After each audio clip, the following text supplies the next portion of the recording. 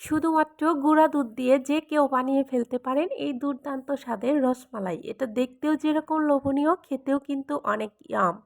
আর এটা খুবই সহজে বানানো যায়। তো আসসালামু আলাইকুম everyone, welcome to my page Arzina's kitchen diary. I hope সকলেই খুব ভালো আছেন, আমিও আলহামদুলিল্লাহ ভালো আছি। তো কথা না বাড়িয়ে চলে যাই মূল রেসিপিতে। তো এইখানে আমি নিয়ে নিয়েছি 1 কাপ গুঁড়ো দুধ, আর তার সাথে নিয়ে নিয়েছি অল্প একটু বেকিং পাউডার। আর এখন আমি আমি বাটার দিয়ে এখানে গুঁড়ো দুধটাকে খুব সুন্দরভাবে একটু মিশিয়ে নেব। আপনারা চাইলে এখানে ঘি ব্যবহার করতে পারেন। আমার কাছে ঘি ছিল না, যার কারণে আমি বাটার দিয়েছি। তো তারপরে আমি এইখানে হচ্ছে একটা ডিম সুন্দর করে ফেটিয়ে নিয়েছিলাম, ওইটা দিয়ে আস্তে আস্তে এটাকে খুব সুন্দরভাবে একটা ডো বানিয়ে নিব। আর ডিমটা কিন্তু আমি একবারে ঢেলে দিব না, আমি 3 বারে মিক্সার করব। ডিমটা দিয়ে আস্তে আস্তে আলতো হাতে, একবারে আটার মতো কিন্তু এটা মথা যাবে না। খুব সুন্দরভাবে আস্তে আস্তে করে স্টিকি একটা ডো বানিয়ে নিলাম। এবার আমি 10 মিনিটের জন্য রেখে দিব রেস্টে।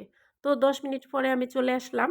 এই যে 10 মিনিট পরে দেখি আমার ডোটা একদম সেট হয়ে গেছে। তারপর আমি হাতের মধ্যে একটু বাটার মেখে নিয়ে তারপর আমি যেভাবে মিষ্টিগুলো বানাবো ওইভাবে শেপ দিয়ে নিব। তো আমি আজকে 2 রকমের করে বানাবো। একটা হচ্ছে গোল করে, একটা একটু হচ্ছে লম্বা শেপ দেব। তো আমি প্রথমে লম্বা শেপগুলো দিয়ে নিলাম। এই যে কয়েকটা বানিয়ে নিচ্ছি এইভাবে, এবং কয়েকটা বানাবো আমি হচ্ছে গোল গোল শেপ দিয়ে। সচরাচর আমরা রসমালাই বেশিরভাগই গোল গোল শেপ দিয়ে বানাই। তো আজকে আমি ট্রাই করতেছি একটু ভিন্নভাবে বানানোর জন্য। তো এই যে আমার রসমালাইগুলো সব হয়ে গেছে। তো এখন আমি এখানে নিয়ে নিয়েছি 1 লিটার দুধ। তো দুধটাকে আমি দিয়ে দিব 2টা হচ্ছে সাদা এলাচ এবং 1 টেবিল চামচ চিনি। আমি এইখানে বেশি চিনি ব্যবহার করব না, কারণ আমি পরবর্তীতে আবার চিনি ক্যারামেল করে দিব। তো এখন আমি খুব সুন্দরভাবে এটাকে রান্না করে নেব হাই হিটে 10 মিনিটের জন্য।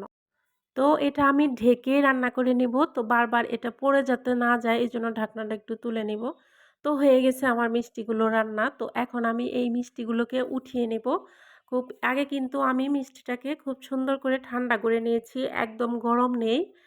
তারপর ঠান্ডা করে নিয়ে এখন আমি মিষ্টিগুলোকে খুব সুন্দরভাবে উঠিয়ে নিব। এই মিষ্টিটা যদি আমি গরম অবস্থায় উঠাতাম তাহলে কিন্তু মিষ্টিটা চ্যাপ্টা চ্যাপ্টা হয়ে যেত, যার কারণে হচ্ছে আমি একটু ঠান্ডা করে নিয়েছি।